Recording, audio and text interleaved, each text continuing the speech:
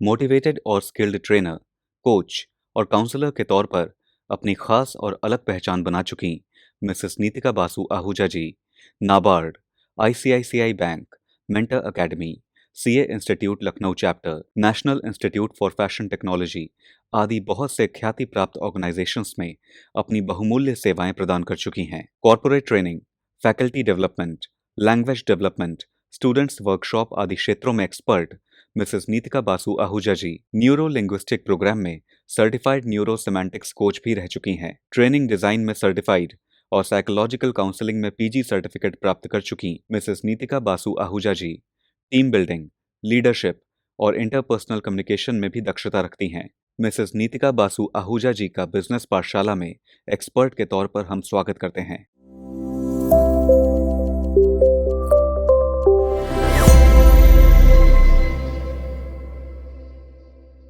Hello, नमस्कार। My name is Nitika Basu Ahuja और आज मैं आपके साथ एक बहुत ही बेहतरीन स्कीम डिस्कस करने वाली हूँ, विच इज़ क्रिएशन और expansion of food processing units and preservation capacities.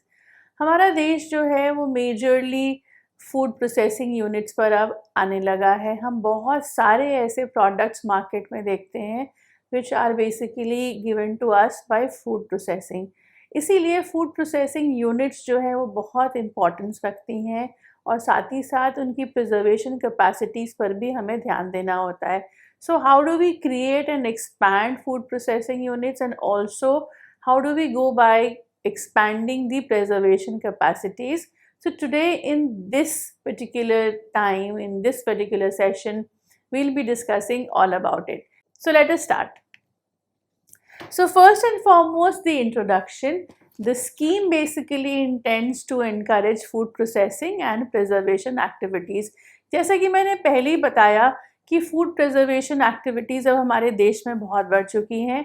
तो ये जो स्कीम है उसका जो लक्ष्य है, उसका जो ध्येय है वो ये कि हम ऐसे यूनिट्स को इनकरेज करें which are important for increasing the shelf life and value of agriculture produce. अब ज़रूर ये बात जानना है कि हम ऐसा क्यों करना चाहते हैं, बिकॉज जब हम फूड प्रोसेसिंग यूनिट्स को इनकरेज करते हैं तो हमारा जो उसके पीछे भी उद्देश्य है वो ये कि जो भी प्रोड्यूस मार्केट में आ रहा है उसकी शेल्फ लाइफ बढ़े। यानी कि उसमें एक कॉस्ट तो लगी रही है और कॉस्ट के लगने के बाद अगर उसकी शेल्फ लाइफ बढ़ जाए तो डेफिनेटली वो हमारे लिए फ़ायदेमंद है। Now the shelf life and value of agriculture produce, reducing post-harvest losses and boosting rural employment. So put together all these things are the intention behind the scheme, जिसमें कि शेल्फ लाइफ बढ़ाना है, agriculture produce को उसमें value addition करना है, जो post harvest यानी कि कटाई के बाद जो नुकसान होता है उस नुकसान को भी कम करना है और साथ ही साथ रूरल एरिया यानी कि ग्रामीण क्षेत्रों में एम्प्लॉयमेंट यानी कि रोज़गार के जो साधन हैं उनको भी बढ़ाना है। तो एक स्कीम से हम बहुत सारी चीज़ों को टारगेट कर रहे हैं जिससे ओवरऑल डेवलपमेंट डेफिनेटली पॉसिबल है। आइए समझते हैं कि इस स्कीम का प्रमुख उद्देश्य क्या है। जैसे कि मैंने आपको शुरुआत में ही बताया और इस नाम भी इसका कुछ ऐसा ही है, क्रिएशन और expansion of food processing units, यानी कि नई यूनिट्स या जो पुरानी यूनिट्स है उनको एक्सपेंशन यानी कि बढ़ोतरी। लेकिन ये किस माध्यम से होगा, किन तथ्यों पे होगा, आइए इनकी चर्चा करते हैं। सबसे पहले तो नई प्रोसेसिंग यूनिट्स और प्रिजर्वेटिंग यूनिट्स को इस्टेब्लिश करना है, क्रिएट करना है, इस तरीके से किया जाएगा। दूसरा जो मैं आपको बता रही हूँ कि जो एग्जिस्टिंग फूड प्रोसेसिंग यूनिट्स हैं यानी कि जो पहले से ही कार्यरत हैं उनको एक्सपैंड करना है, उनको फैलाना है, उनको बढ़ाना है।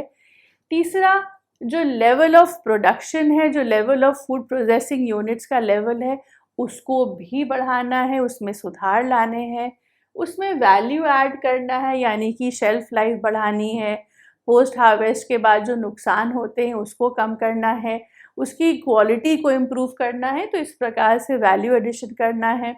रिड्यूसिंग फूड लॉस यानी कि जो भी लॉसेस हो रहे हैं हार्वेस्ट के बाद उसको भी, उसमें भी कटौती करनी है। और साथ ही साथ आखिरी लेकिन बहुत ही महत्वपूर्ण, जो हमारे किसान भाई हैं, जो लोग एक्चुअली फूड प्रोसेसिंग यूनिट्स का हिस्सा हैं, जिनकी बदौलत फूड प्रोसेसिंग यूनिट में कच्चा माल आता है, उनका भी रोज़गार जो है हमको बढ़ाना है। तो ये स्कीम जो है वो ओवरऑल कई पहलुओं पे काम कर रही है। आइए आगे चलते हैं और समझते हैं कौन से ऐसे क्षेत्र हैं जो इस स्कीम में एलिजिबल हैं, यानी कि स्कीम का हिस्सा बन सकते हैं। तो food processing unit of course हमारे एक्सपेंशन और क्रिएशन के लिए आई है, लेकिन इसमें कुछ एरियाज़ हैं जो एलिजिबल हैं। तो जो क्वालिफाई करते हैं, जिनको फाइनेंशियल असिस्टेंस मिल सकती है, अब माफ़ कीजिएगा मैं आपके लिए इसको लाल रंग से अंकित करना चाहूँगी। जो क्वालिफाइड हैं, जिनको फाइनेंशियल असिस्टेंस मिलेगी इस स्कीम के अंतर्गत, जिसे कि हम क्रिएशन और expansion of food processing unit के नाम से जानते हैं। तो स्कीम के अंतर्गत जो लोग एलिजिबल हैं या जो इसका हिस्सा बन सकते हैं, वो हैं fruits and vegetable processing units, यानी कि वो लोग जिनके पास फ्रूट्स एंड वेजिटेबल प्रोसेसिंग का यूनिट लगा हुआ है, या फिर उनके पास मिल्क प्रोसेसिंग का यूनिट है। ऐसे लोग जिनके मिल्क प्रोसेसिंग यूनिट्स है वो भी एलिजिबल हैं, वो भी इसमें हिस्सा ले सकते हैं, यानी कि उनको फाइनेंशियल असिस्टेंस मिल सकता है। इसके अलावा कुछ लोग मीट, पोल्ट्री या मछली के भी प्रोसेसिंग का काम करते हैं, वो भी इस स्कीम का लाभ उठा सकते हैं। या फिर वो ऐसे खाद्य पदार्थ which are like ready to eat cooked food product which we get to see in the market, जिनको हम फ्रोजन प्रोडक्ट्स भी कहते हैं, जैसे कि snacks, bakery item, breakfast cereals, या फिर ऐसे और फूड प्रोडक्ट जो हमारे घर में यूज़ होते हैं जिसमें न्यूट्रिशनल हेल्थ वैल्यू है। इनके भी अगर यूनिट्स हैं तो ये लोग भी इस स्कीम का लाभ उठा सकते हैं। तो इनमें से किसी भी कैटेगरी का आप हिस्सा हो सकते हैं और आप इस स्कीम के अंतर्गत फाइनेंशियल असिस्टेंस ले सकते हैं। तो एलिजिबिलिटी क्राइटेरिया समझने के बाद आगे समझते हैं कि एलिजिबल क्षेत्र क्या हैं, जैसे जिनको ये सुविधा मिल सकती है। तो ऑब्वियसली आप इनमें से किसी एक सेक्टर का हिस्सा होंगे जो अभी हमने आपके साथ चर्चा की, और इसके अलावा कुछ और क्षेत्र हैं जिसके बारे में हम और समझ लेते हैं थोड़ा सा लाइक डिटेल में। तो ग्रेन्स और पल्सेस, यानी कि जो हम अनाज उगा रहे हैं या दालें, या फिर जिनकी ऑयल सीड मिल है जहाँ पर तेल का काम होता है, और processing unit based on latest technology, यानी कि जो और प्रोसेसिंग यूनिट्स है जो कि आधुनिक माध्यम से काम कर रही हैं, वो एलिजिबल सेक्टर्स हैं। इसके अलावा मॉडर्न राइस मिलिंग, जो हमारे राइस मिल्स हैं, वो एलिजिबल हैं। Other agri horti products include spices, coconut, soybean, mushroom processing, honey processing etcetera, यानी कि अनाज के अलावा राइस मिल और उसके अलावा और भी जो एग्रीकल्चर प्रोडक्ट्स हैं, जैसे कि कोकोनट, या फिर जो हमारे मसाले हैं, मशरूम की खेती हो रही है, या फिर कई लोग हनी प्रोसेसिंग करते हैं, ये भी इस सेक्टर में शामिल हैं। Fruits and honey based wine जो लोग बनाते हैं, कई प्रकार की वाइन बनती है जिसके बारे में हमें चर्चा है। तो वाइन जहाँ बनती है वहाँ पर फ्रूट या हनी बेस्ड वाइन की भी इस सेक्टर का हिस्सा है। नेचुरल फूड फ्लेवर्स, जो हमारे खाने के जो फ्लेवर फूड हैं, वो फूड एडिटिव्स, यानी कि जो हम फूड में प्रिजर्वेटिव डालते हैं या जो उसमें एडिशनली उसकी क्वालिटी या उसके टेस्ट को इन्हांस करने के लिए जो एडिटिव्स हैं वो। इसके अलावा फूड एक्सट्रैक्ट्स एंड कलर्स, ये सारी चीज़ें जो हैं वो हमारे नेचुरल फूड का हिस्सा हैं और ये सभी इस सेक्टर के लिए एलिजिबल हैं। इसके अलावा हमने देखा है कि बहुत गांव के क्षेत्रों में लोग गुड़ की मैन्युफैक्चरिंग करते हैं, यानी कि गुड़ का उत्पादन करते हैं गन्ने से, और उसके अलावा उससे और भी एडेड प्रोडक्ट्स बनाते हैं, वो भी इस स्कीम का हिस्सा है। एक्सेप्ट शुगर मिल्स, मतलब शुगर मिल्स नहीं आएंगे, लेकिन शुगर केन से जो गुड़ बनते हैं या शुगर केन से जो हम दूसरे प्रोडक्ट्स बनाते हैं, वो भी इस स्कीम के अंतर्गत एलिजिबल सेक्टर हैं। इसके अलावा एनी अदर सेक्टर, कोई भी ऐसा सेक्टर जो फूड प्रोडक्ट्स बनाते हैं जो ह्यूमन यानी कि मानव के कंजम्पशन के लिए उपयुक्त हैं, that means any product which human can consume which is edible are also part of this sector. And finally, carbonated drinks यानी कि वो ड्रिंक्स जो हम यूज़ करते हैं जैसे कि fish drink, Coca Cola, Pepsi वगैरह, ये सब भी आप इसमें यूज़ कर सकते हैं। यहाँ तक कि इसमें जूसेस भी शामिल हैं। तो ये सारी कैटेगरीज, ऑल दीज प्रोडक्ट्स और may be their processing units are eligible sectors for this scheme. तो आप इसमें से किसी भी सेक्टर का हिस्सा हो सकते हैं, तो आप इस स्कीम का लाभ ले सकते हैं। Now let us understand what are the non eligible sectors, यानी कि कौन से क्षेत्र हैं जो इस स्कीम के लाभार्थी नहीं बन सकते हैं। इसको भी जानना ज़रूरी है। तो सबसे पहले जैसे कि लिखा है, any activity related to manufacture of aerated water, यानी कि जो हम जिसको हम कहते हैं मिनरल वाटर या एरिएटेड वाटर, वो इस स्कीम के लाभार्थी नहीं है। अगर किसी की एरिएटेड वाटर की यूनिट है तो वो इस स्कीम के अंतर्गत नहीं आता है। पीने का पानी, carbonated drinks will not be qualified for financial assistance under the scheme, यानी कि पानी और कार्बोनेटेड ड्रिंक्स जो है स्कीम के अंतर्गत नहीं शामिल है। साथ ही साथ जो sugar mills and farming activities हैं such as dairy farming, poultry farming, mushroom farming, hatcheries, ये सब भी इस स्कीम का हिस्सा नहीं है। यानी कि शुगर मिल और फार्मिंग रिलेटेड जो एक्टिविटीज़ हैं वो इस सेक्टर के लाभार्थी नहीं बन सकते हैं, वो एलिजिबल नहीं हैं। आगे चलते हैं और समझते हैं कि एलिजिबल प्रोसेसिंग एक्टिविटीज़ कौन सी। अभी तक हमने सेक्टर्स को समझा, अब वो कौन सी एक्टिविटीज़ हैं जो कि एलिजिबल हैं, यानी कि भागीदारी ले सकती हैं स्कीम में।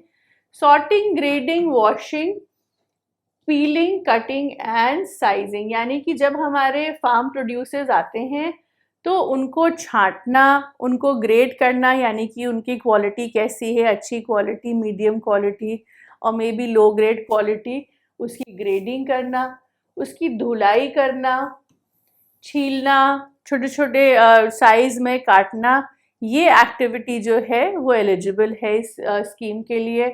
Blanching, crushing, extraction and pulping, यानी कि जो हम उबलते पानी में फ्रूट्स या वेजिटेबल्स को डाल के उसको पील ऑफ करते हैं, उसे हम ब्लैंच करना कहते हैं। या फिर उसको क्रश करना, उसको मसल के उसका पल्प निकालना, या फिर जूस निकालना, या फिर उसके पल्प को निकाल के किसी काम में यूज़ करना, ये एलिजिबल एक्टिविटी है। इसके अलावा जब ये कार्य हो गया तो सुखाना, डीहस्किंग, यानी कि उसमें से जो अनाज को अलग करना और उसका जो वेस्ट मटेरियल है उसको अलग करना, तो हस्किंग करना। स्प्लिट करना, यानी कि उसको अलग करना। डिपेंडिंग, डी हलिंग, डी सीडिंग, यानी कि बीज को अलग करना। कलर सॉर्टिंग, ये एक्टिविटीज़ भी इस स्कीम का हिस्सा हैं। इसके अलावा और भी यहाँ पे मेंशन्ड है, जैसे कि पल्वराइजेशन, एक्सट्रशन, फ्रीज ड्राइंग और डिहाइड्रेशन, फ्राइंग एट्सेट्रा। तो ये सारी एक्टिविटीज़ जो हैं वो इस स्कीम में शामिल हैं। आगे बढ़ते हैं और चीज़ों को समझते हैं, जैसे कि pasteurisation, homogenisation, evaporation, concentration etcetera, ये भी इसके अंतर्गत शामिल हैं। इसके अलावा पैकेजिंग इक्विपमेंट्स लाइक जो आपने पल्प से ड्रिंक्स बनाई, जूसेस बनाई, उनकी पैकेजिंग लाइक उनको कैन में करना या उनको वैक्यूम पैकेजिंग करना, उनकी बॉटलिंग करना या एडिबल पैकेजिंग करना, लेबल करना, या इस तरीके की कोई भी स्पेशलाइज्ड पैकेजिंग जो है वो इस स्कीम की एलिजिबल एक्टिविटी का हिस्सा है। तो इतनी सारी एक्टिविटीज़ में से जिस भी एक्टिविटी में आप शामिल हो, इसका मतलब कि आप इस स्कीम का लाभ उठा सकते हैं। और भी कुछ एक्टिविटीज़ हैं, उनको भी समझ लेते हैं। प्रिजर्वेशन एक्टिविटीज़ जैसे पिकलिंग, हम सभी ने देखा है कि लघु उद्योगों में अचार बनाने का उद्योग जो है वो हमारे देश में बहुत ही प्रचलित है और बहुत सारे लोग इस काम में संलग्न भी हैं। तो प्रिजर्वेशन एक्टिविटीज़ जैसे कि अचार या केमिकल प्रिजर्वेशन, फर्मेंटेशन या फिर किसी और प्रकार की जो प्रिजर्वेटिव एक्टिविटी है वो भी इस स्कीम का हिस्सा है।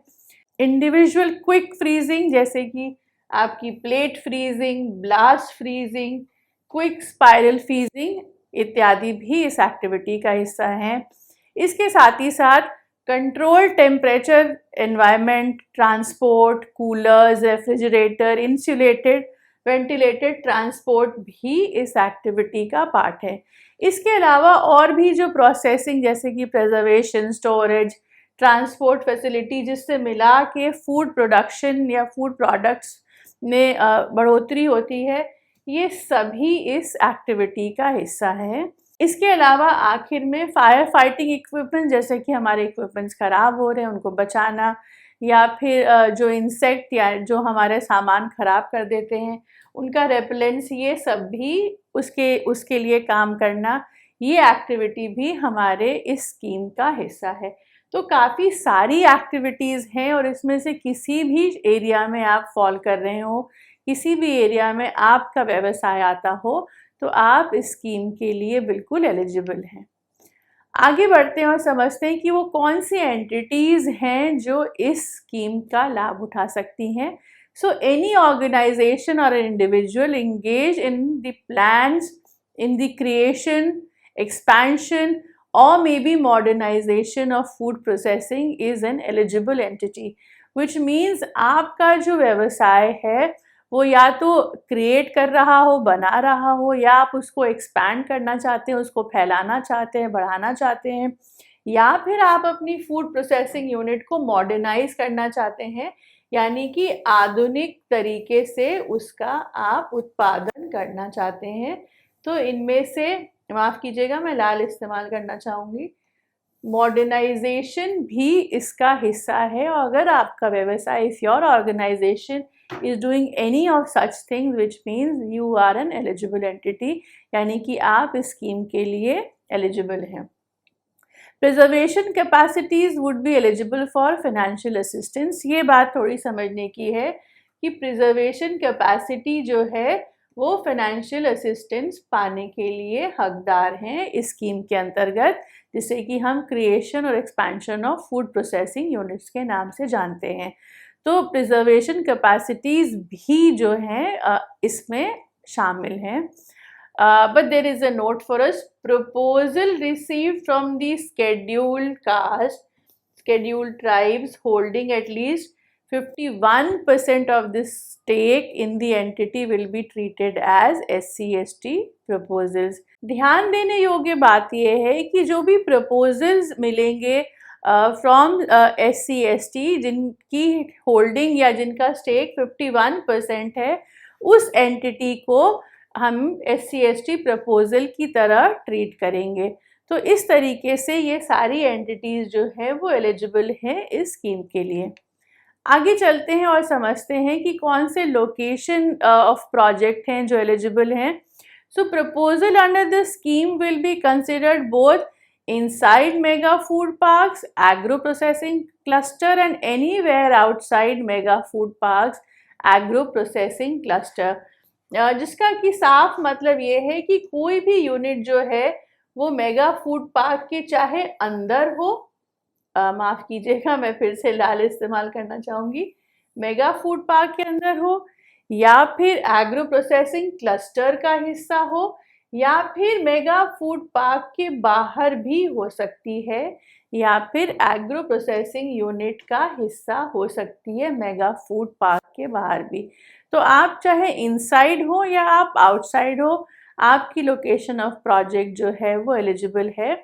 अब इसमें समझने वाली बात यह है कि 60% फंड जो है will be allocated to the units inside the mega food park, यानी कि वो लोग जो मेगा फूड पार्क के अंदर हैं उनको 60% फंड दिया जाएगा, और जो लोग मेगा फूड पार्क के बाहर हैं उनको 40% फंड एलोकेट किया जाएगा।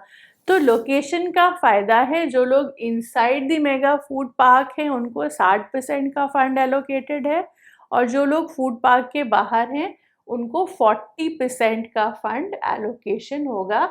तो लोकेशन ऑफ द प्रोजेक्ट पर भी फंडिंग निर्भर करती है। आइए अब एलिजिबिलिटी क्राइटेरिया को समझने की कोशिश करते हैं। तो सबसे पहले और सबसे ज़रूरी, जो एप्लीकेंट हैं उनकी नेट वर्थ जो है वो 1.5 गुना जो ग्रांट मिल रहा है उससे कम नहीं होनी चाहिए, यानी कि जो ग्रांट आपको मिल रहा है उससे आपकी नेटवर्थ 1.5 गुने से ज़्यादा कम नहीं होनी चाहिए, उतनी हो उससे ज़्यादा हो लेकिन 1.5 गुने से कम नहीं होनी चाहिए। दूसरा, जो टर्म लोन लिया गया है बैंक से उसका अमाउंट 20% से ज़्यादा नहीं होना चाहिए टोटल प्रोजेक्ट कॉस्ट का, जो कि आपने प्रपोजल में डाला है इन जनरल एरियाज, यानी कि टर्म लोन का अमाउंट जो है वो बैंक से 20% से कम नहीं होना चाहिए एज पर the total project cost. In case of proposal from difficult areas और proposal from SC/ST और farmers produce organization, यानी कि अगर बहुत ही कठिन क्षेत्र में हम कार्य कर रहे हैं या हम SC/ST कैटेगरीज के हैं या फार्मर प्रोड्यूसर ऑर्गेनाइजेशन के हैं या फिर सेल्फ हेल्प ग्रुप का हिस्सा हैं, in that case term loan amount जो है वो 10% से कम नहीं होना चाहिए, जो कि टोटल प्रोजेक्ट के कॉस्ट का 10% की बात कर रहे हैं।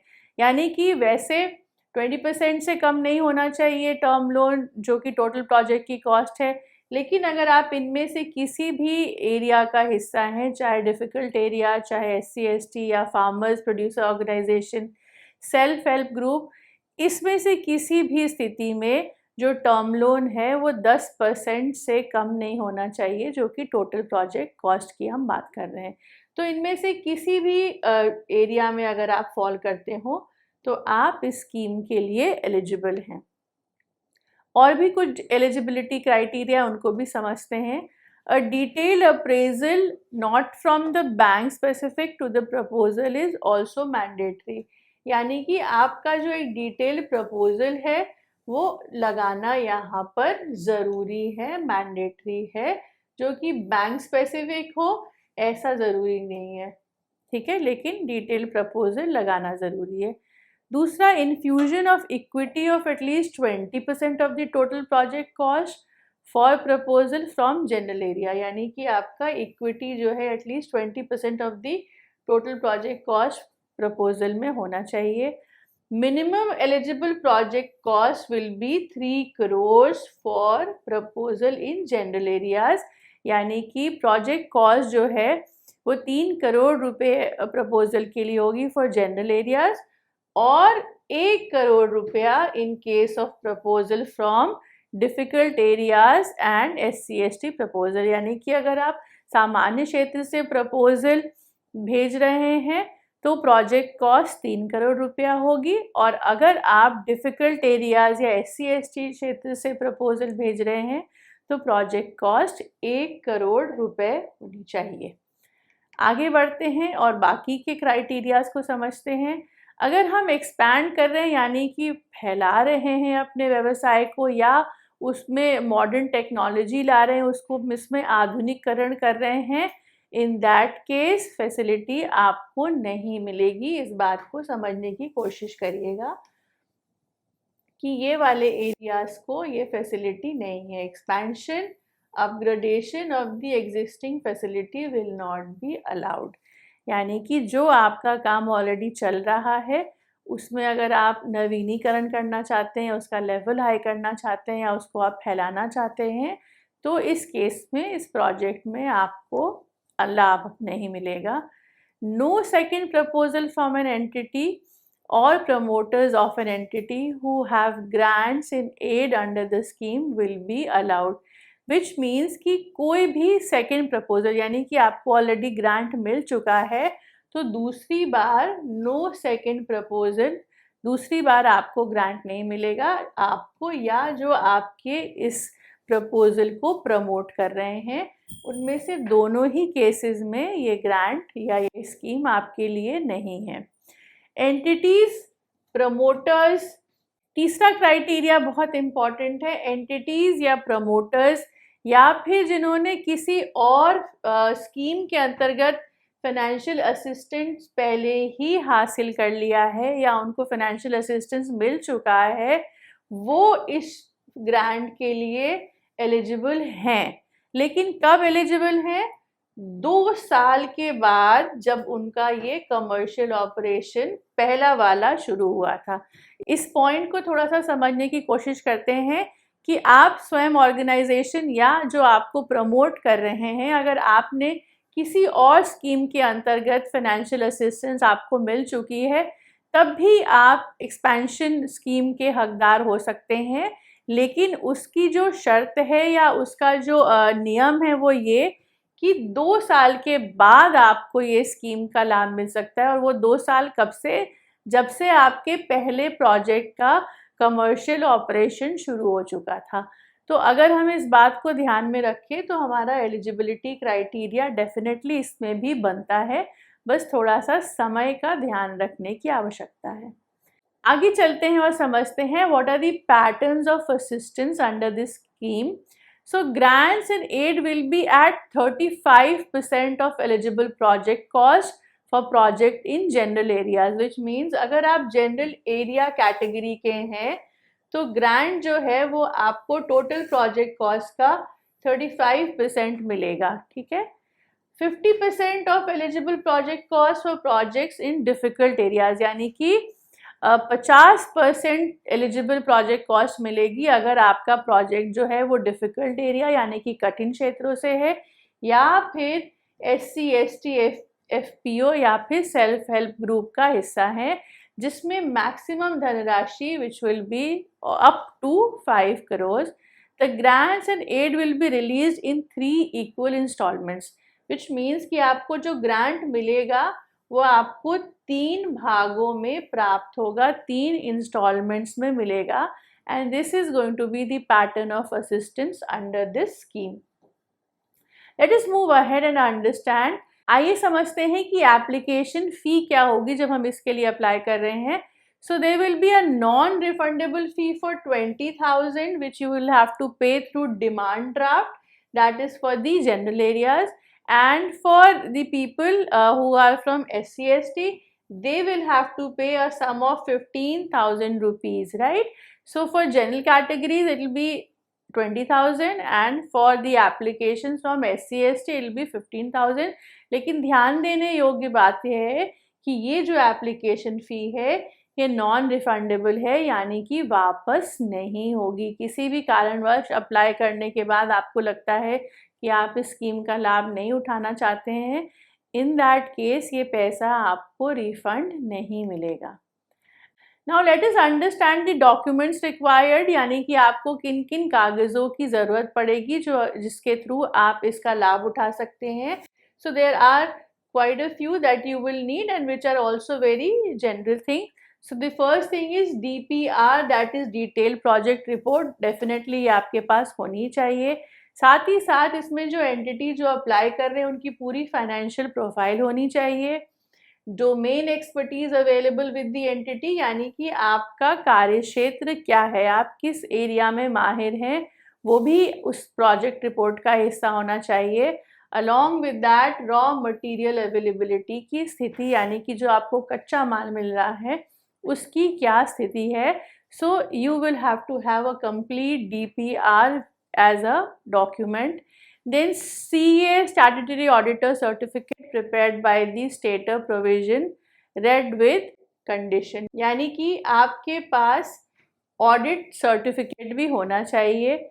इसके अलावा CA के द्वारा ये सर्टिफिकेट आपके पास आना चाहिए।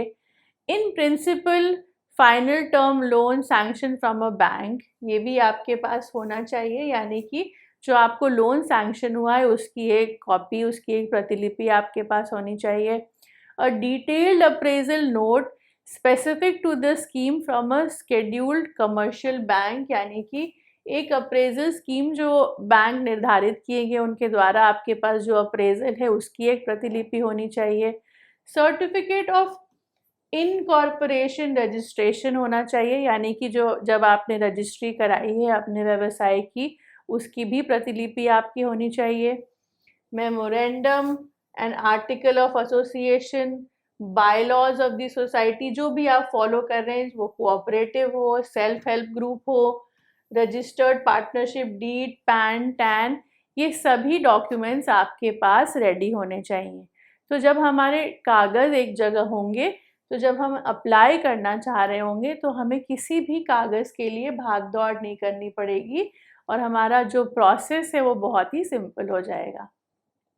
और भी कुछ डॉक्यूमेंट्स हैं जिसकी हमें ज़रूरत पड़ेगी, जिसमें कि आपका बायोडेटा यानी कि आपके बारे में कंप्लीट जानकारी उनकी जो उस बिज़नेस को चला रहे हैं और जो फंड के लिए अप्लाई कर रहे हैं। तो आपका बायोडेटा, आपका बैकग्राउंड और साथ ही साथ आपका एक्सपीरियंस जो कि उस स्कीम से जुड़ा हुआ है, जितनी एक्टिविटीज़ हमने की उसके अकॉर्डिंगली वो रेलेवेंट है। इसके अलावा एनुअल रिपोर्ट और ऑडिटेड फाइनेंशियल स्टेटमेंट आपके अकाउंट का भी इसमें आपको लगाना है, जिसकी अवधि जो है वो पिछले 2 सालों की होनी चाहिए। Details of land along with the relevant documents, जिस जगह पर आप काम कर रहे हैं, जिस लैंड पे, उसकी भी पूरी जानकारी डॉक्यूमेंट में हो। प्रूफ सबमिशन ऑफ रिक्विजिट फ़ी, यानी कि जो मैंने अभी आपके साथ फ़ीस की चर्चा की उसकी जो रिसीट है उसका भी आपको यहाँ पे कॉपी रखनी होगी। इसके अलावा ओरिजिनल मैन्युफैक्चरर से जहाँ से आपने प्लांट और मशीनरी ली उसकी भी रसीद आपके पास होनी चाहिए। And lastly correspondence for possible forward और बैकवर्ड लिंकेजेस, यानी कि किस एड्रेस पर आपको करस्पॉन्डेंस यानी कि पत्र भेजा जाए या सूचना भेजी जाए फॉरवर्ड और बैकवर्ड लिंकेज करने के लिए। तो अगर हमारे पास ये डॉक्यूमेंट, ये दस्तावेज़, ये कागज़ तैयार हैं तो बहुत ही आसानी से हम एप्लीकेशन प्रोसीजर को फॉलो कर सकते हैं। अब जबकि हमारे सारे डॉक्यूमेंट्स, हमारे कागज़ तैयार हो गए हैं, so let us understand what is the procedure of application. So the proposal will be invited by Ministry of Food Processing Industry through expression of interest that will be valid for 45 days, यानी कि food and processing industry से आपके पास एक invitation आएगा जिसको हम expression of interest कहते हैं, और ये लेटर आपके साथ जो रहेगा वो 45 दिन तक वैलिड है, यानी कि 45 दिन के अंदर आप इसे भेज सकते हैं। The ministry will constitute a technical committee and project approval committee for scrutiny of proposal received against EOI, यानी कि मिनिस्ट्री के पास 2 कमिटियां गठित हैं, technical committee and project approval committee, जो कि आपके प्रपोजल की छानबीन करेंगी, उसको स्क्रूटनी करेंगी, जो कि आपका एक्सप्रेशन ऑफ इंटरेस्ट लेटर मिलेगा उसको। इसके बाद the proposal fund prima facie eligible will be evaluated inter alia based on technical parameters as will be assessment criteria, यानी कि जो लोग अब यहाँ पर चुने जाएंगे उनको फेस टू फेस उनसे बातचीत की जाएगी और उनका जो है यहाँ पर असेसमेंट होगा टेक्निकल पैरामीटर्स पे। जो भी टेक्निकल पैरामीटर्स यहाँ पे निर्धारित किए गए हैं उनके बेसिस पर इन लोगों का चयन होगा। उसके बाद a proposal will be obtained in minimum 60 marks to become eligible for the consideration of grant, यानी कि एक प्रपोजल को कम से कम 60 नंबर मिलने चाहिए जिसके बेसिस पर उनको ग्रांट मिलेगा। तो इस तरीके का एप्लीकेशन प्रोसीजर होगा जो हमें फॉलो करना होगा।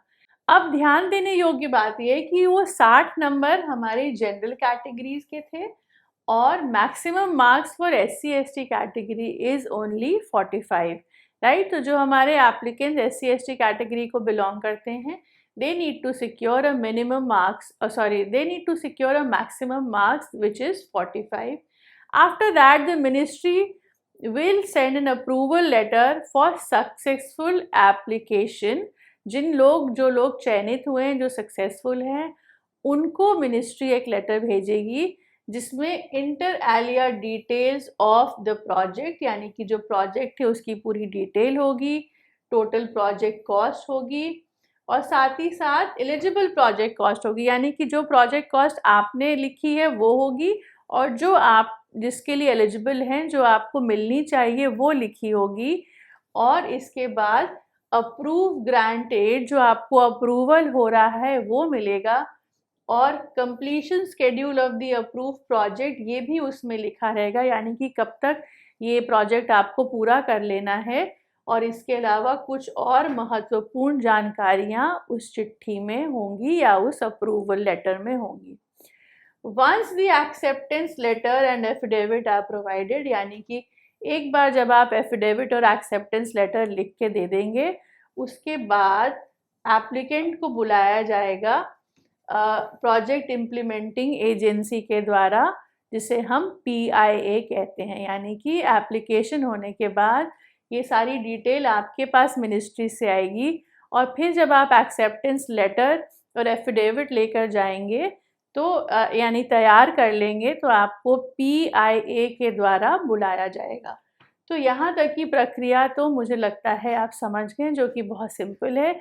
तो आज हमने बहुत ही महत्वपूर्ण स्कीम के बारे में चर्चा की, जिसमें सारे एलिजिबिलिटी क्राइटेरियाज को समझा, चाहे वो सेक्टर रिलेटेड हो, चाहे वो एक्टिविटी रिलेटेड हो, चाहे वो व्यक्ति विशेष रिलेटेड हो, साथ ही साथ कौन से डॉक्यूमेंट्स हमारे लिए ज़रूरी हैं, and also the procedure for applying. तो मैं आशा करती हूँ आपको इस पूरी स्कीम का लाभ उठाने में ये सारी टिप्स बहुत काम आएंगी। So the name of this scheme is Operation Green, and now let us understand what is this scheme all about. So without wasting much time, let us first have an overview, यानी कि आइए थोड़ा सा इस पे ऊपरी तौर पे चर्चा करते हैं कि ये स्कीम क्या है। तो ये स्कीम जो है वो ministry of food processing industry के द्वारा लॉन्च की गई है 2018 में, and the aim of this scheme is to promote processing of fruits and vegetables and to reduce the post harvest losses, which is so important। देखिए scheme basically promote कर रहा है फूड एंड वेजिटेबल प्रोसेसिंग को, और साथ ही साथ production के बाद जो लॉस होते हैं पोस्ट हार्वेस्ट, यानी कि जब हम हार्वेस्ट करते हैं, कटाई करते हैं, उसके बाद जो लॉस होते हैं उसको भी कम करना इस स्कीम का एक उद्देश्य है। आइए समझते हैं कि स्कीम में और क्या चीज़ें इम्प्लीमेंट की जाएंगी। इस स्कीम को 3 सालों के लिए पायलट बेसिस पे लॉन्च किया गया है। The scope of long term intervention, यानी कि जो integrated value chain development project जो स्कीम के अंतर्गत है, वो ओरिजिनली यानी कि शुरुआत में टमाटर, प्याज और आलू पे थे, जो बढ़कर 22 और पेरिशेबल क्रॉप्स पे हो गए हैं। पेरिशेबल यानी कि जो जल्दी नष्ट हो जाते हैं, जिनकी शेल्फ लाइफ ज़्यादा नहीं होती है। तो इस प्रोजेक्ट के बारे में ये एक छोटी सी जानकारी और है। आइए अब समझते हैं that what is the objective of this particular operation. The scheme has 2 main components. जैसे कि हमने पहले आपको बताया कि एक तो हम लॉन्ग टर्म इंटरवेंशन की बात कर रहे हैं, जिसमें वैल्यू चेन डेवलपमेंट प्रोजेक्ट्स होंगे, and the second one is short term intervention, which means it has 2 components, 2 parts, long term and short term. Now let us understand these 2 aspects in a bit of detail. First thing, long term intervention, यानी कि लंबी अवधि वाले intervention, जिसमें कि value realization of farmers by targeted intervention to strengthen production cluster and FPOs and linking connecting the farmers with the market. जब हम long term intervention की बात कर रहे हैं तो इसमें टारगेटेड इंटरवेंशन है, जो कि प्रोडक्शन क्लस्टर को स्ट्रेंथन करेगा, यानी कि मजबूती देगा, फूड प्रोसेसिंग यूनिट्स को स्ट्रेंथन करेगा, मजबूती देगा, और साथ ही साथ फार्मर्स को मार्केट से भी लिंक करेगा। तो इस ऑपरेशन की ये सबसे बेहतरीन बात है, जिसमें linking of the produce farmers with the market शामिल है।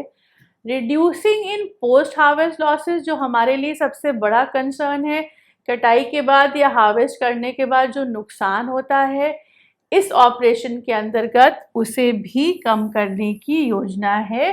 कैसे? By creation of farm gate infrastructure, development of suitable agri logistics and creation of appropriate storage capacity, linking consumption center।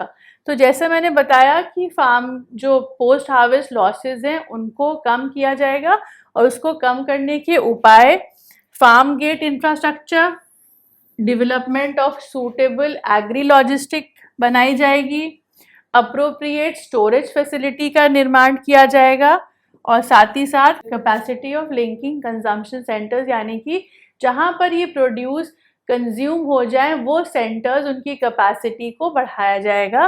तो इस प्रकार से लॉन्ग टर्म इंटरवेंशन के अंतर्गत ये प्लानिंग भी है कि पोस्ट हार्वेस्ट लॉसेस को कैसे कम किया जाए। इसके साथ जो तीसरा पॉइंट है, increase in food processing capacities and value addition in the food chain by creating firm linkages with identified production clusters, which means कि जो फूड प्रोसेसिंग यूनिट्स हैं उनकी कैपेसिटी को बढ़ाया जाएगा, और उसमें जो एडिशनल काम होगा वो ये कि जो वैल्यू चेन फर्म लिंकेजेस जो हम जोड़ रहे हैं अपने लोगों को, उसको और मजबूत किया जाएगा, और प्रोडक्शन क्लस्टर जो नए प्रोडक्शन क्लस्टर हैं उनको आइडेंटिफाई करके इसमें जोड़ा जाएगा। तो ये लॉन्ग टर्म इंटरवेंशन में 3 प्रकार से कार्य होगा। पहला तो टारगेटेड इंटरवेंशन को हमें स्ट्रेंथन करना है, दूसरा पोस्ट हार्वेस्ट को रिड्यूस करेंगे, तीसरा जो फूड प्रोसेसिंग की कैपेसिटी है उसको लिंकेजेस के माध्यम से और भी बढ़ाएंगे। So now let us understand how can you be a part of this long term intervention.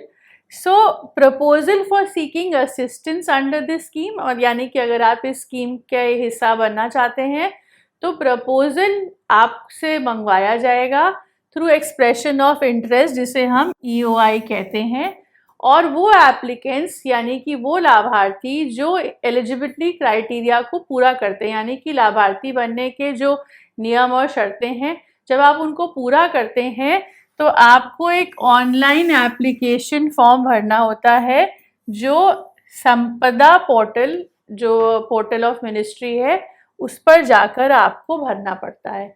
तो यानी कि सबसे पहले आपको एक्सप्रेशन ऑफ इंटरेस्ट के थ्रू बुलाया जाता है, इनवाइट किया जाता है।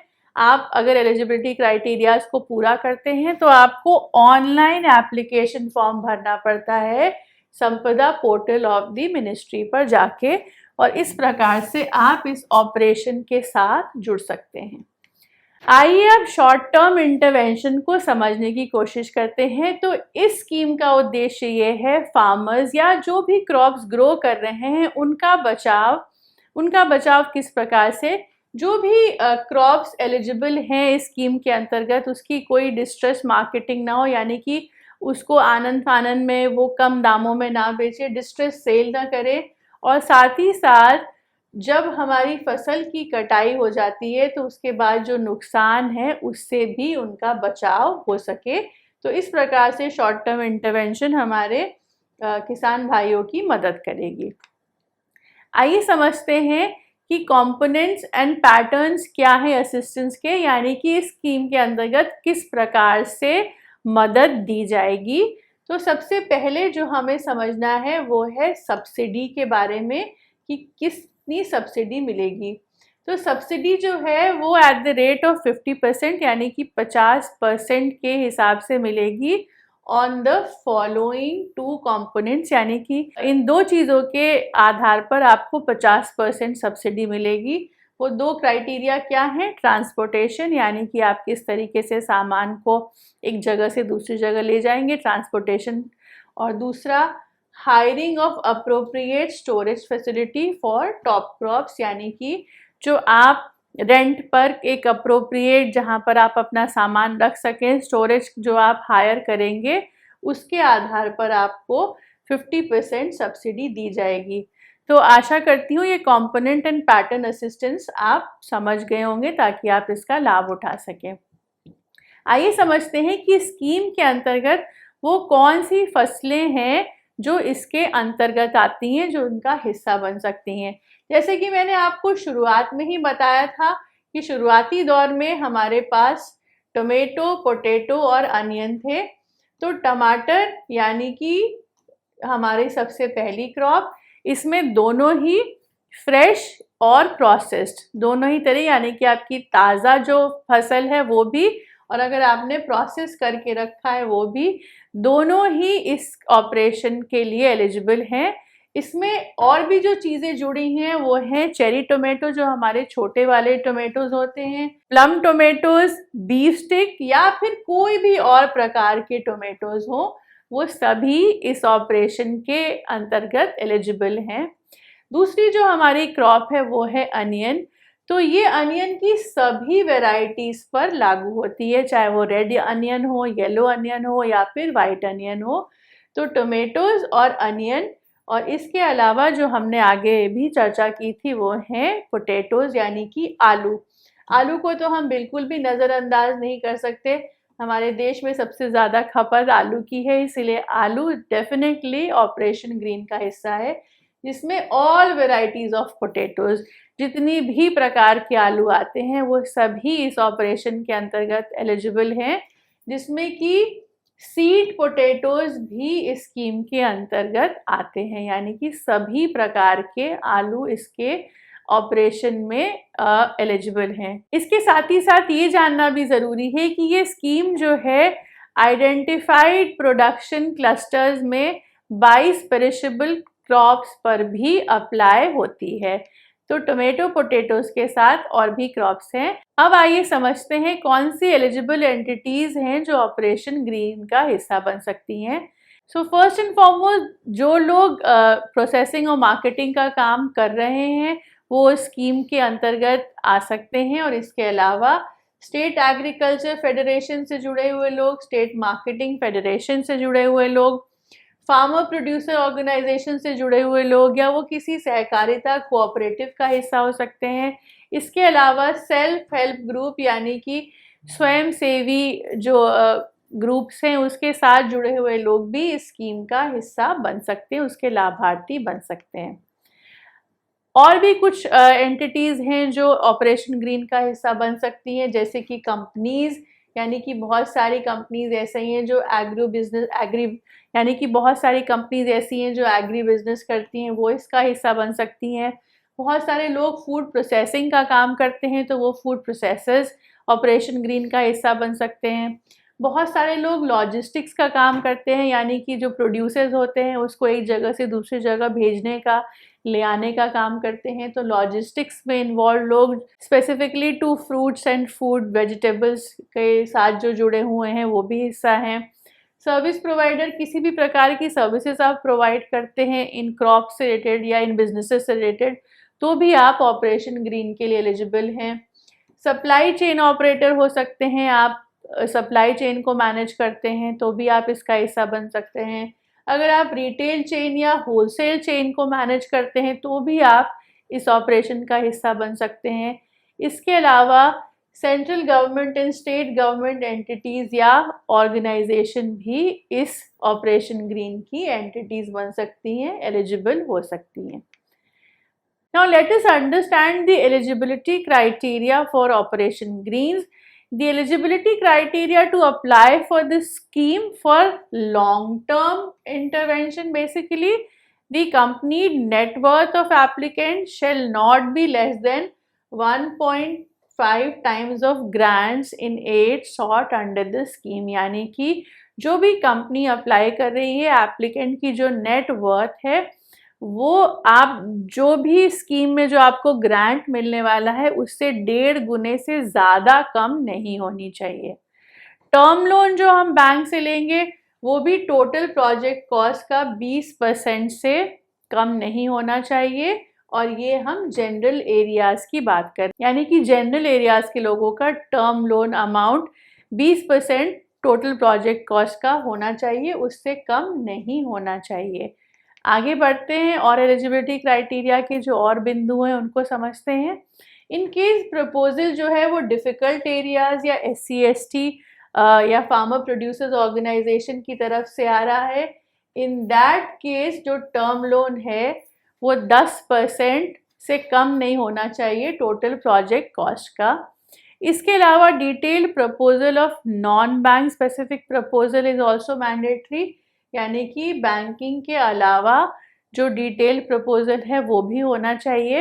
एक एप्लीकेंट्स या एंटिटी से एक ही एप्लीकेशन जो है वो एक्सेप्ट की जाएगी against the expression of interest issued under the scheme, यानी कि एक व्यक्ति के द्वारा एक ही एप्लीकेशन जो है वो मान्य होगी। आगे बढ़ते हैं और समझते हैं कुछ और क्राइटेरियाज को। जब एक्सपेंशन अपग्रेडेशन की हम बात करते हैं तो इस ऑपरेशन में इसको हम यहाँ पर नहीं मान्यता दे रहे हैं, यानी कि अगर आपका जो प्रोजेक्ट है वो एक्सपेंशन या अपग्रेडेशन का है तो वो इस स्कीम के अंतर्गत नहीं मान्य है। No second proposal from an entity, यानी कि किसी एक एंटिटी के द्वारा कोई दूसरा प्रपोजल नहीं मान्य होगा अगर उनको पहले ही ग्रांट मिल चुका है इस स्कीम के अंतर्गत। यानी कि अगर इस स्कीम के अंतर्गत आपको एक बार ही ग्रांट मिल चुका है तो दूसरी बार आपको ये ग्रांट नहीं मिलेगा। और तीसरी बात, एंटिटीज प्रमोटर्स जो पहले यहाँ किसी और स्कीम में ग्रांट अवेल कर चुके हैं वो एलिजिबल हैं यहाँ पर, लेकिन कुछ शर्तों के साथ, जैसे कि 2 साल के बाद ही वो इस स्कीम में जुड़ सकते हैं और 2 साल जो है वो तिथि कमर्शियल ऑपरेशन की शुरुआत से मानी जाएगी उनके पहले प्रोजेक्ट से। यानी कि आप किसी और प्रोजेक्ट के अंतर्गत ग्रांट ले चुके हैं and you are eligible again but only after 2 years from the date of commercial operation of your previous project, which means कि आप किसी दूसरे स्कीम के अंतर्गत लाभार्थी होने के बावजूद इस स्कीम का हिस्सा बन सकते हैं अगर आप कुछ नियम और शर्तों को फॉलो करते हैं। Now let us understand point B, that is post harvest processing facility. Under this staging cold room, dry storage, cold storage या फिर फ्रोजन स्टोरेज की फैसिलिटीज़ प्रोवाइड की जाएंगी। इसके अलावा integrated pack houses, machinery, equipments जो बेसिकली प्राइमरी प्रोसेसिंग के लिए या फिर वैल्यू एडिशन करने के लिए होती हैं। वैल्यू एडिशन जैसे कि कटिंग, जो हम काटते हैं उसको स्लाइस करते हैं, उसको छोटा डाइसिंग करते हैं, या फिर पिकलिंग करते हैं यानी कि अचार बनाते हैं, या फिर पल्प निकाल के रखते हैं। तो इस तरीके के प्रोसेसेस के लिए जो पैक हाउसेस, मशीनरी या इक्विपमेंट्स की ज़रूरत है वो फैसिलिटी प्रोवाइड की जाएगी with mechanised sorting and grading line, packing line, waxing line. यानी कि आधुनिक जो तरीका है सॉर्ट करने का, सही सामान, अच्छा सामान, उसको जो लेबल करते हैं और उसकी पैकिंग की भी यहाँ पर फैसिलिटी प्रोवाइड की जाएगी। आइए आगे बढ़ते हैं और समझते हैं कुछ और बातें इस कंपोनेंट के बारे में। पोस्ट हार्वेस्ट प्रोसेसिंग फैसिलिटी में सेकेंडरी प्रोसेसिंग लाइन जिसमें कि IQF ब्लास्ट फ्रीज़र भी इंक्लूडेड होगा। इसके अलावा quality test equipment for captive use का भी यहाँ पर फैसिलिटी प्रोवाइड की जाएगी। आइए अब इसी कंपोनेंट के पॉइंट नंबर C यानी कि पार्ट C को समझने की कोशिश करते हैं। पार्ट C के अंतर्गत जो लॉजिस्टिक्स की बात कही जा रही थी उसका समावेश होता है। तो agri logistic control temperature, ventilated vehicle with और विदाउट रैंकिंग का समावेश होगा। यानी कि ऑफ कोर्स जो हमारे फार्म प्रोड्यूसर्स होते हैं, जब वो एक जगह से दूसरी जगह लेकर जाए जाते हैं तो उसमें कंट्रोल टेम्परेचर यानी कि एक टेम्परेचर मेंटेन करना होता है। तो एग्री लॉजिस्टिक्स जो है वो कंट्रोल टेम्परेचर या फिर वेंटिलेटेड व्हीकल यानी कि ऐसे व्हीकल्स, ऐसे साधन जिसमें हवा का आना जाना ठीक तरीके से बना रहे, जिससे सामान खराब ना हो, उसकी भी फैसिलिटी की बात की जा रही है। इसके अलावा मार्केटिंग जो हम सबका प्रमुख कंसर्न होता है, हमारे लिए एक कॉज होता है जिसको हम डेफिनेटली दूर करना चाहते हैं। तो मार्केटिंग इंफ्रास्ट्रक्चर वो एनीवेयर इन द कंट्री देने की बात है, जिसमें retail chain outlet for perishable products with facility such as frozen storage, cold room, cold storage, deep freezers, refrigerator display, cabinet, chiller, packing, packaging, ripening chambers etcetera दी जाने की बात की जा रही है। यानी कि मार्केटिंग इंफ्रास्ट्रक्चर के अंतर्गत ये सारी ही फैसिलिटीज़ जो प्रोडक्शन के बाद ज़रूरी होती हैं उनका समावेश है। आइए आगे बढ़ते हैं और कुछ और बातें समझते हैं इसके अंतर्गत। Standard post harvest infrastructure project, इसके अंतर्गत primary post harvested process infrastructure facilities at farm level in the identified cluster. यानी कि पोस्ट हार्वेस्ट कटाई के बाद जो बेसिक लेवल का इंफ्रास्ट्रक्चर है जो फार्म पर ही मिलना चाहिए उसको प्रोवाइड करने की फैसिलिटी यहाँ पर कही गई है। मैं मार्क कर देती हूँ फार्म लेवल पर। और दूसरा पोस्ट हार्वेस्ट इंफ्रास्ट्रक्चर फैसिलिटीज़ भी प्रोवाइड की जाने की बात की गई है ऑपरेशन ग्रीन में। आगे जो पॉइंट नंबर 3 है लॉन्ग टर्म इंटरवेंशन का, that is quality production. When we are in this scheme, definitely one of the main key area is quality. So quality production is also taken care of.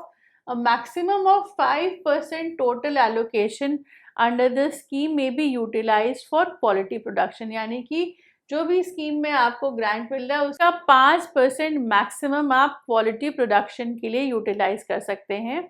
The ministry will provide support under this component through the central government, state government and research institute। यानी कि आपको जो support मिलेगा ministry के द्वारा वो central government के द्वारा या फिर जो आपके स्टेट गवर्नमेंट है यानी कि जो आपकी प्रदेश की गवर्नमेंट है वहाँ से मिलेगा, या प्रदेश लेवल पे जो रिसर्च इंस्टीट्यूशंस हैं उनके द्वारा क्वालिटी प्रोडक्शन के लिए आपको सपोर्ट मिलेगा। आइए अब समझते हैं कि प्रेडिक्टेड रिजल्ट्स क्या हैं शॉर्ट टर्म इंटरवेंशंस के।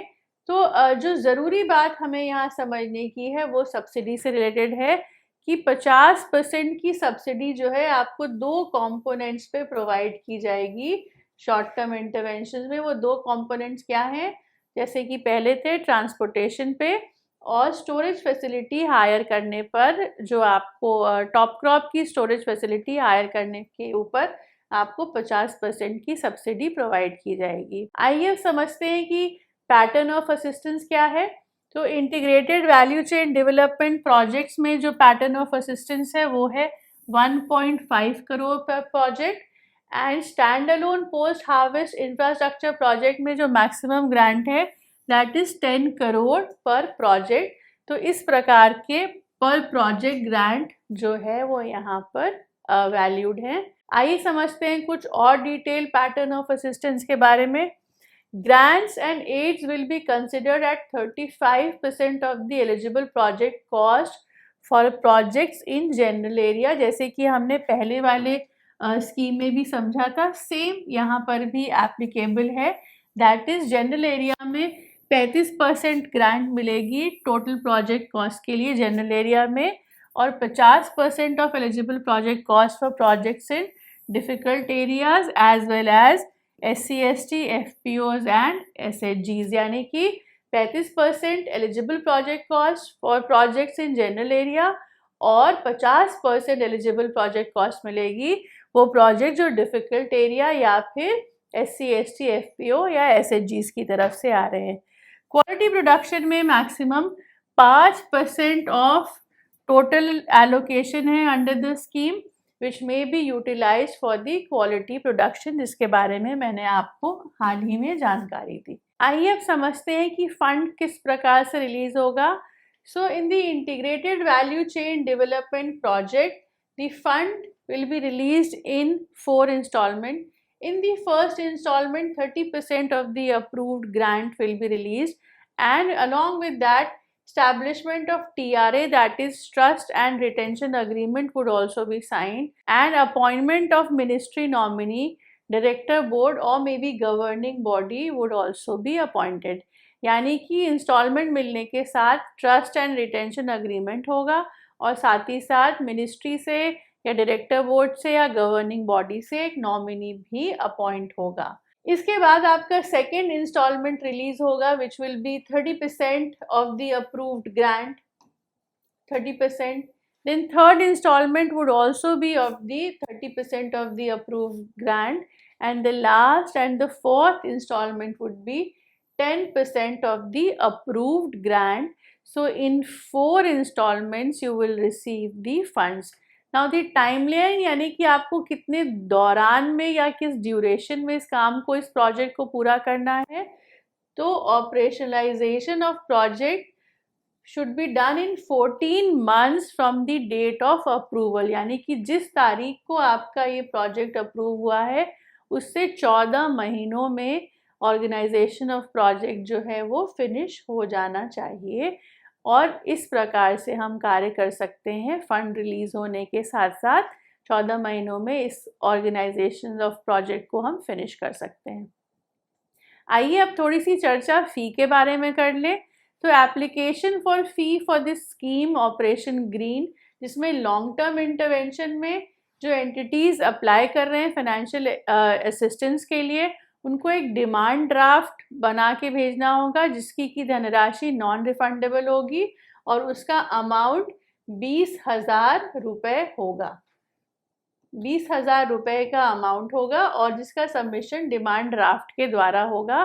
This is for the entities applying for the long intervention this is for the applicants those who are applying for long intervention scheme, and this is for the general category. Now the non-refundable fee shall be 15,000 rupees, 15,000 रुपये होगी for the applicants from SC/ST category. यानी कि for general categories the fee will be 20,000 which will be non-refundable, और वो applicants जो SC/ST categories के हैं उनकी फ़ीस 15,000 रुपये होगी, लेकिन ये भी नॉन रिफंडेबल होगी। और ये जो फ़ी आप भरेंगे, ये जो डिमांड ड्राफ्ट आपका बनेगा, ये आप पे करेंगे account officer, ministry of food processing industry, new Delhi के नाम से ये डिमांड ड्राफ्ट बनेगा। और इस प्रकार से आप एप्लीकेशन फ़ी भरने के बाद आगे की कार्यवाही को पूरा करेंगे। आगे की कार्यवाही को पूरा करने के लिए definitely you will require certain documents. So what are those documents? Let us have a look over here so that जब आप अप्लाई कर रहे हो तो आपकी जो कागजी कार्यवाही हो उसको आप एक जगह पर करके रख सके। So the first thing is DPR, that is detail project report, जिसमें सारी जो डिटेलिंग है वो होनी चाहिए। Financial report of the entity जो अप्लाई कर रहे हैं उनकी फाइनेंशियल रिपोर्ट, उनकी किस एरिया में एक्सपर्टीज़ है, रॉ मटेरियल्स की अवेलेबिलिटी किस प्रकार से है, ये सारी डिटेल आपकी DPR में होनी चाहिए। इसके अलावा CA या स्टैट्यूटरी ऑडिटर के द्वारा एक जो प्रिपेयर्ड सर्टिफिकेट है वो भी होना चाहिए, जिसमें सारी कंडीशंस जो हैं वो लिखी हुई हो, और इनके द्वारा एक सर्टिफिकेट भी आपके पास होना चाहिए। इसके अलावा CE यानी कि जो सिविल इंजीनियर्स होते हैं उनका सर्टिफिकेट, मैकेनिकल इंजीनियर्स का भी सर्टिफिकेट आपके पास होना चाहिए। इसके अलावा जो कुछ और डॉक्यूमेंट्स की हमें ज़रूरत पड़ेगी, आइए उन पर भी एक नज़र डालते हैं। In principle final term loan sanction from the bank, यानी कि बैंक ने इन प्रिंसिपल आपको जो फाइनल टर्म लोन सैंक्शन किया है उसकी एक आपके पास प्रतिलिपि होनी चाहिए। Detailed appraisal note specific to the scheme from a commercial bank, यानी कि जो आपने स्कीम या प्रपोजल दिया है उसका अप्रेजल आपका कमर्शियल बैंक के थ्रू भी होना चाहिए।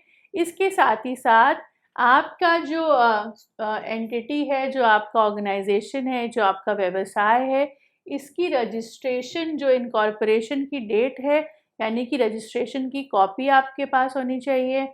मेमोरेंडम, आर्टिकल ऑफ एसोसिएशन, जो बायलॉज हैं सोसाइटी के वो, cooperatives, self help group, register partnership deed अगर वो पार्टनरशिप है, और इसके साथ ही साथ पैन और टैन की कॉपी भी आपके पास होनी चाहिए। तो ये सारे जो डॉक्यूमेंट्स हैं ये जब आपके पास तैयार रहते हैं, आइए कुछ और भी डॉक्यूमेंट्स हैं जिनकी हमें ज़रूरत पड़ेगी उसके ऊपर भी एक निगाह डाल लेते हैं। सबसे पहले जो हमारा बैंक के through final term loan sanction है उसकी एक कॉपी आपके पास होनी चाहिए। Along with that a detailed appraisal from any scheduled commercial bank से जो आपको मिला है डिटेल अप्रेजल, उसकी भी कॉपी होनी चाहिए। And also certificate of incorporation और मे बी रजिस्ट्रेशन, यानी कि आपकी जो संस्था है वो कब रजिस्ट्री हुई उसकी कॉपी।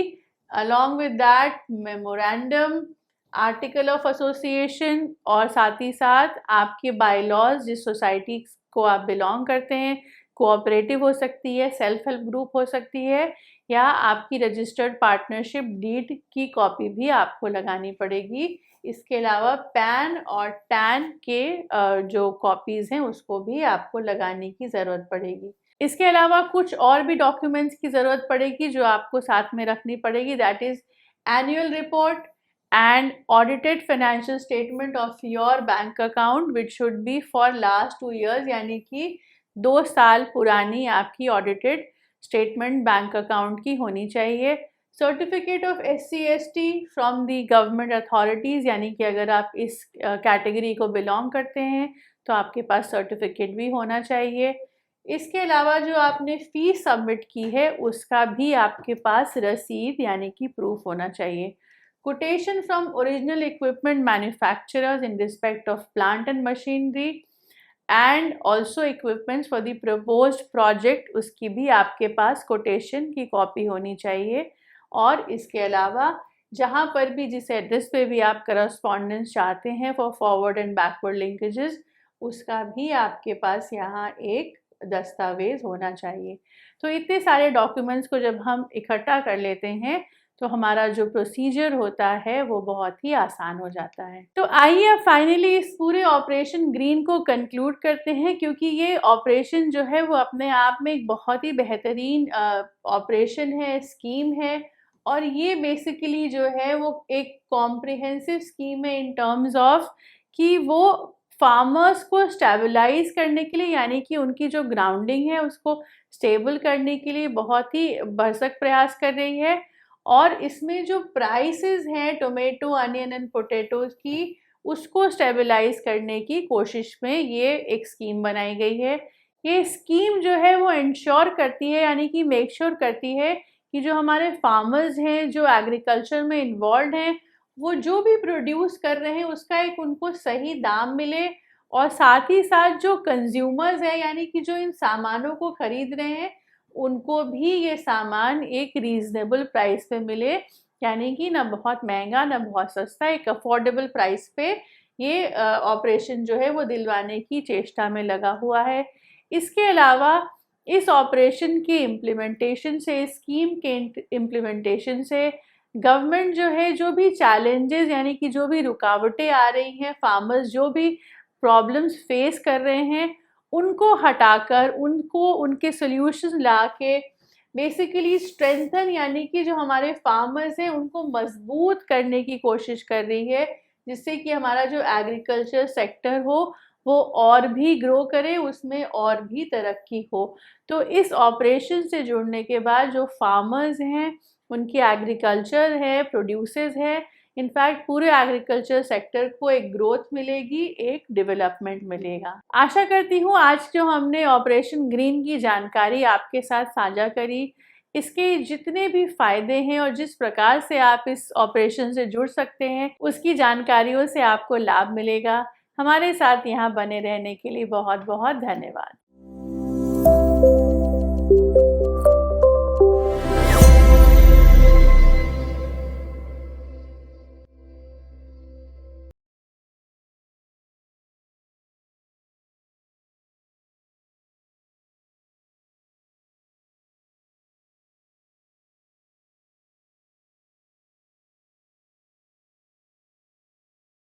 आज के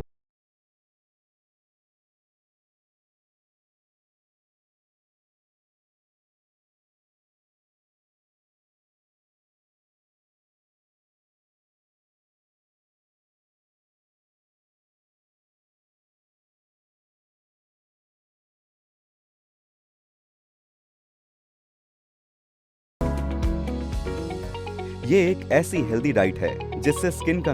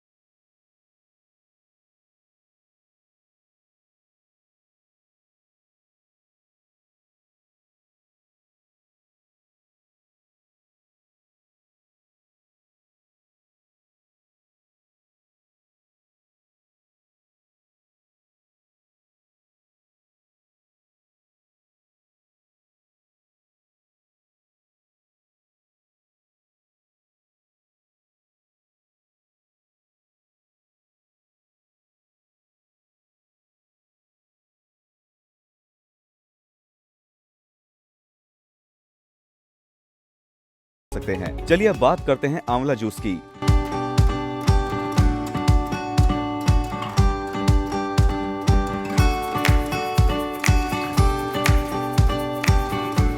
जो आज का हमारा